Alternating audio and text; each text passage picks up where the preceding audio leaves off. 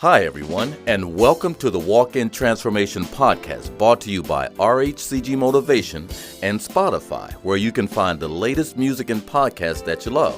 I'm Richard Coles, your host. I want to thank all of our supporters, sponsors, and subscribers for their support. If you're just tuning in for the very first time, you can subscribe to this podcast free, by the way, to help make it possible for us to continue inspiring, encouraging, and empowering people to be the very best that they could be. That being said, let's jump into this week's episode, which is a very powerful one.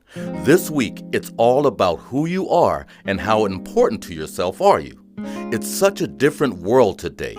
Everywhere you look, people have become experts at hiding their pain, sadness, and their desperation behind an image they've created. As a matter of fact, a monk recently said in an interview that in this age of social media, it's easier than ever to hide our true identity behind a created one. I have to say that's very true. Study data shows that people spend about 100 days per year online, and most of that is on social media. It's really easy for someone to make you think that their life is absolutely fabulous when it's anything but. Depression, despair, stress, addictions, incarceration, physical limitations, or even hospitalization may have you believing the illusion that you're all alone, or even worse, that you are doomed to a life of limitation, but that's not the truth. So I was actually checking one of my sites online when I came across the story of a young lady that was refused service at a certain coffee and donut shop because of her disability. She's an Uber driver, and she was getting some coffee when she had gotten a request for a ride. She happened to be hearing impaired, so she obviously could not hear the cashier, who was standing behind a shield for her protection. She was asking the cashier to please hold her mask down for a moment so she could read her lips, because she explained to her that she could not hear. The cashier refused and got very indignant.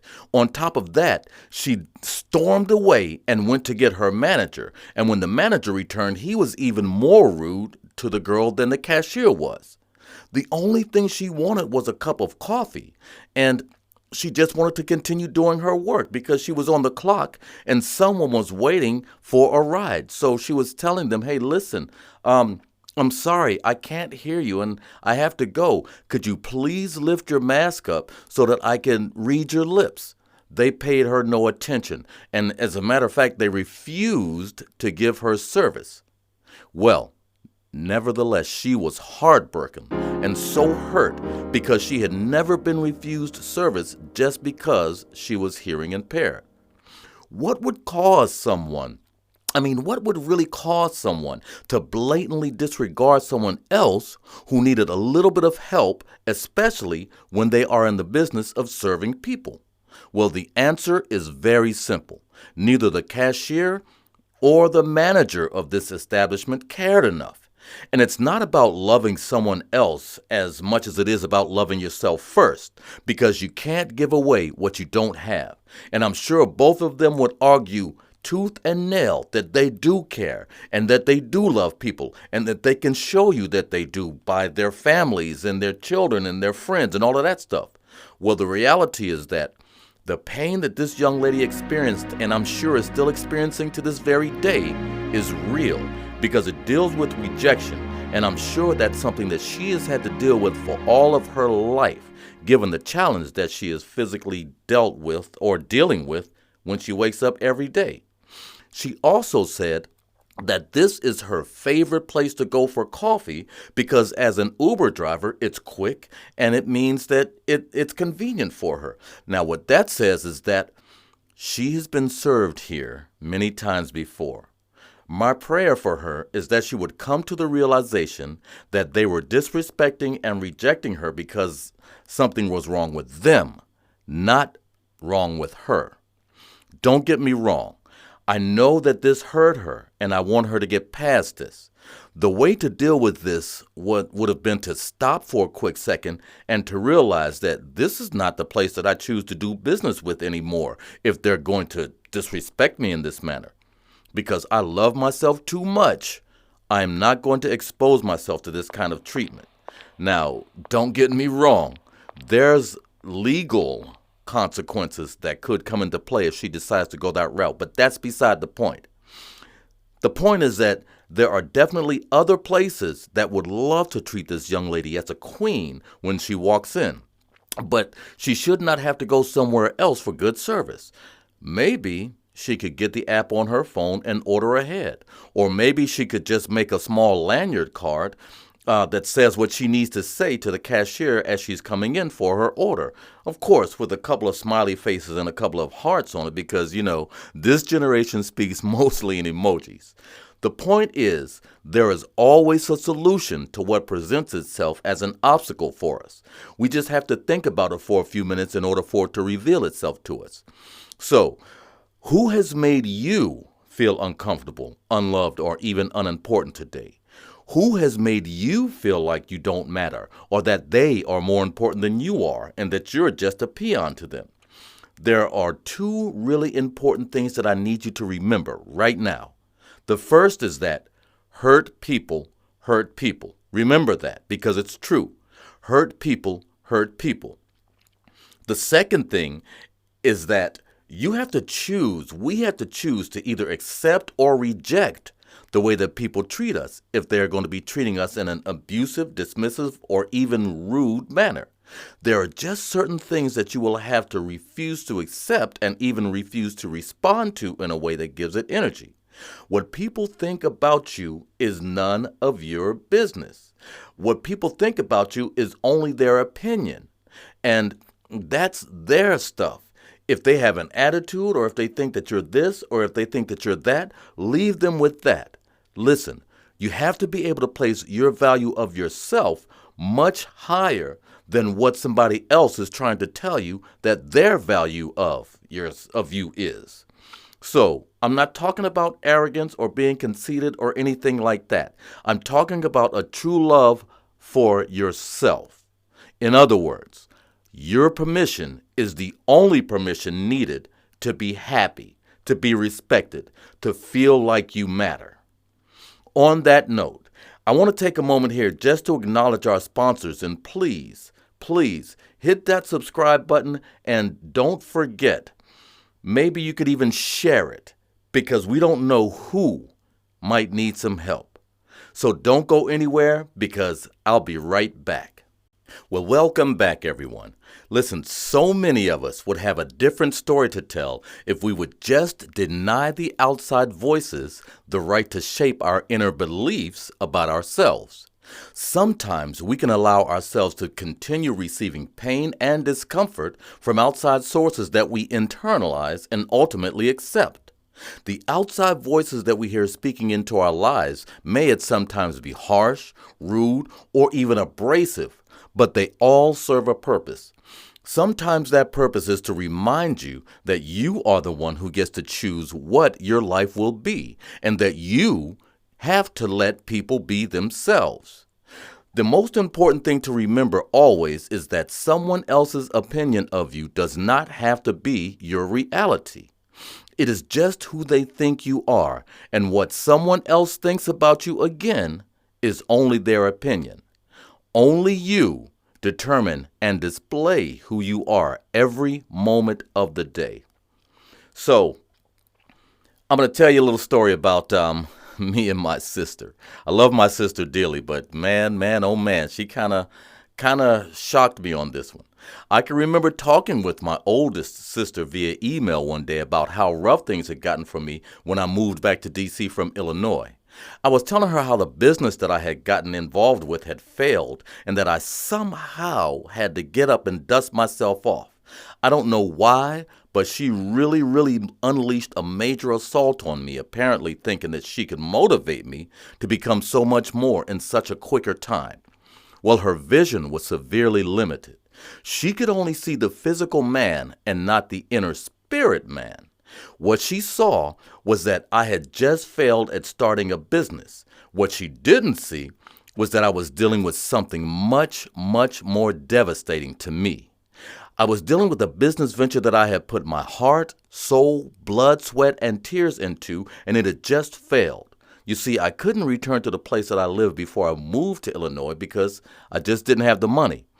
I was totally alone and broke, seriously broke. I had put everything into this business and really needed for it. I hoped for it, I prayed for it to work out, but it didn't. I had also been battling drug addiction and alcoholism for quite some time now, and I was about 9 months sober, so the devastation was even magnified. I was in a lot of pain.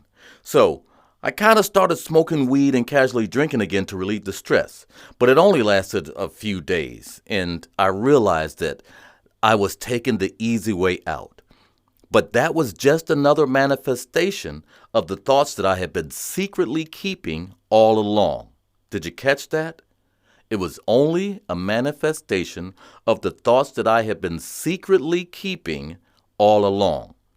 Meanwhile, I had fixed my mind on getting back up and starting another business. So having returned to DC with a little bit more experience, and my confidence was shaken, but I still had confidence, I set out to regroup and rebuild. I had just taken a part-time job as a chef, of all things, in a restaurant on Capitol Hill in DC, and I had started studying to be a motivational speaker. You see, I was the one that people always came to for advice and encouragement. So it was clear to me that this was the next logical choice for me, the next step. I would always speak into the lives of other people who came to me. I started leaving daily motivational quotes on my Facebook page, and I wanted to motivate people and encourage them, uplift them. And most importantly, I was trying to keep my own positive mental attitude strong as I revisited the principles that prepared me to embark on that last venture so that I could go on my next adventure. I really wasn't expecting what she did, my sister, but she told me that she thought I was losing it to the streets, that it just didn't make any sense to her, me wanting to help other people when I needed help. She even went a little further. She said, "That's beneath you," when she talked about me cooking for people. She asked me how my friends in Atlanta, my church here in DC, and my local friends felt when they found out, or should they find out, that I had to stay in a shelter for the homeless temporarily because I had nowhere to go. She tried to tell me that I had a weak mind and that I'll never be the man that I dream of being unless I pull myself up by the bootstraps. You'll never be a musician, and you will never be a successful motivational speaker, she said, because the musicians that she knows are working 2 jobs, and motivational speakers just don't sleep in homeless shelters. Be a man. Get up and get a real job, she said, as if the one that I had wasn't a real job. Well, she wounded me very, very deeply that day, but she could not motivate me more than I was already motivated at the time. She could not discourage me, and I don't think she was really trying to.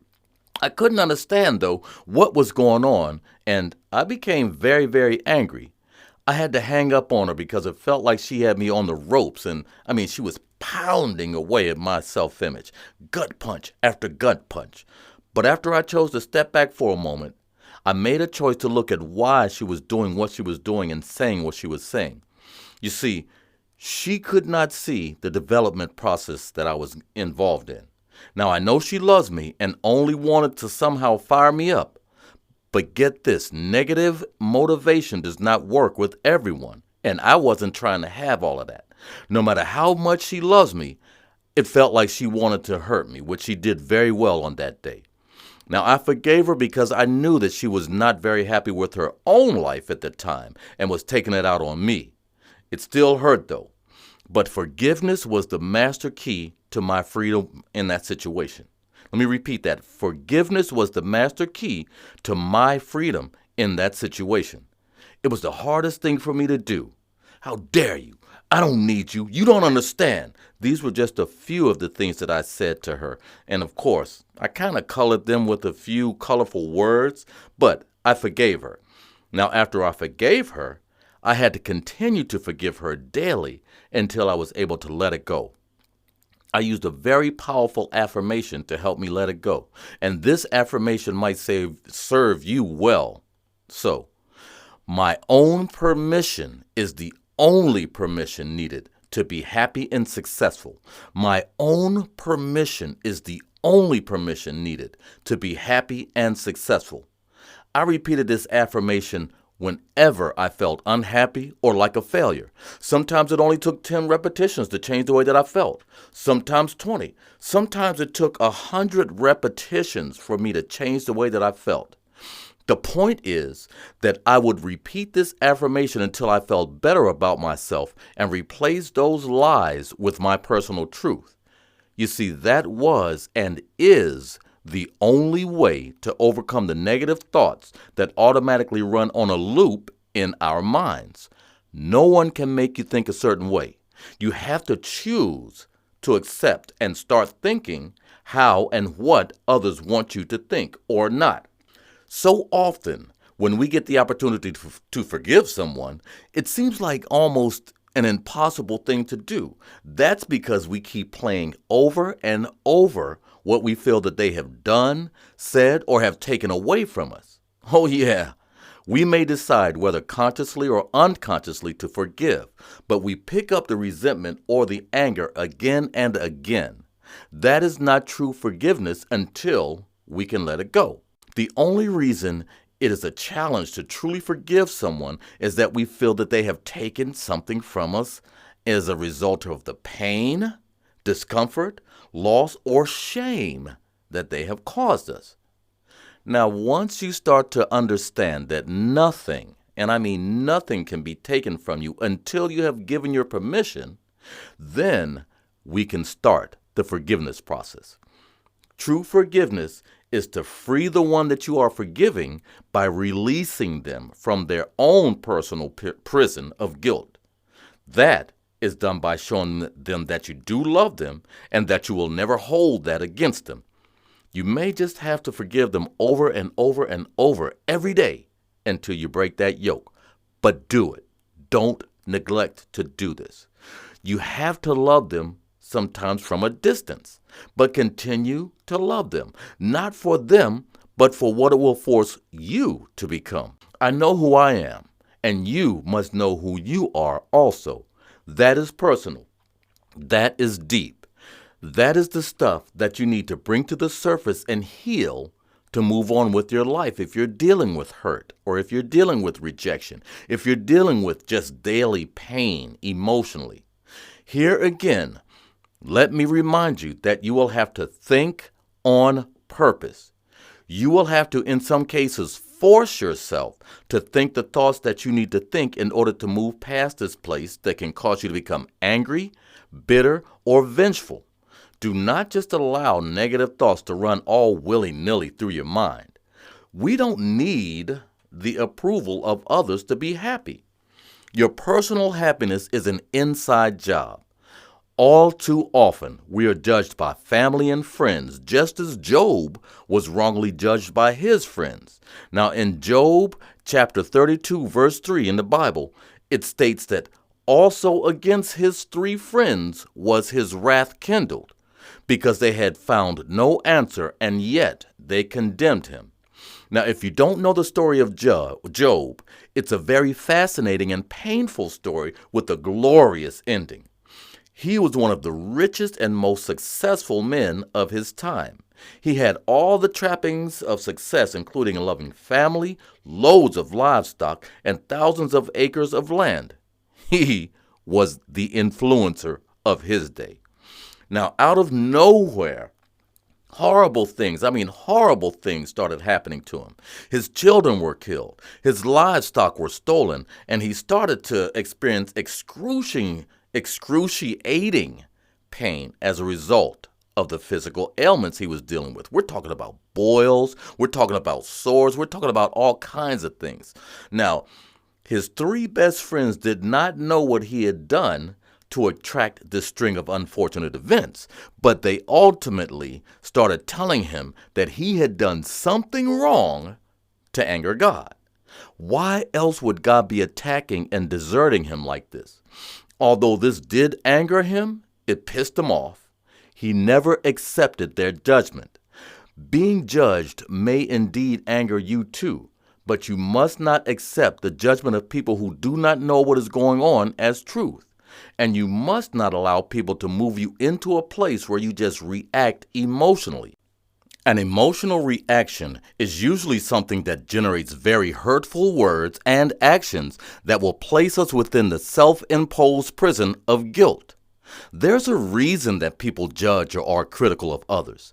Bitterness, jealousy, envy, ego, a low self-image, these things are usually somewhere around when this starts happening. Remember, again, hurt people hurt people. Please catch the significance of what I just said.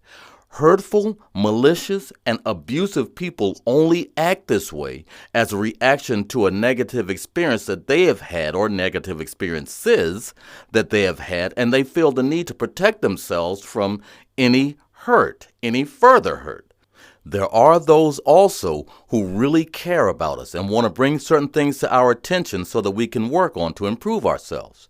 Those people, they know us, and they know how to approach us with love and kindness, lest they inspire resentments and hard feelings. One last thing that you need to remember is that we only go through our daily struggles in order that we may help others overcome similar struggles. You see, once you overcome a challenge in your life, you must be willing to help someone else overcome that same or similar challenge when you get the opportunity. This multiplies your gratitude, and it makes it easy to do the maintenance work necessary to ensure that you don't become entangled in that very issue once again. This is also the key to locking that closed door so that this issue does not just stroll back in to torment you again. Your maintenance work will become a labor of love because you will have become a living testimony. Now it's time to get to work. On that note, I'm Richard Coles of RHCG Motivation, your host, and it's been such a blessing to spend some time with you. I believe in you. I behold the Christ in you, and I speak health, prosperity, and purpose into your life right here, right now. I truly hope this episode has added a little more value to your life and that you get some great nuggets to chew on all week long. Listen, please don't forget to subscribe to this podcast and even share it with your friends, because you never know who might need a little encouragement or just a little help. Better yet, you never know who just needs to know somebody cares. Remember that you do matter and that you have always mattered.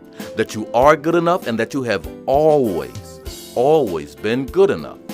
Remember also that God loved you enough to sacrifice His Son for you.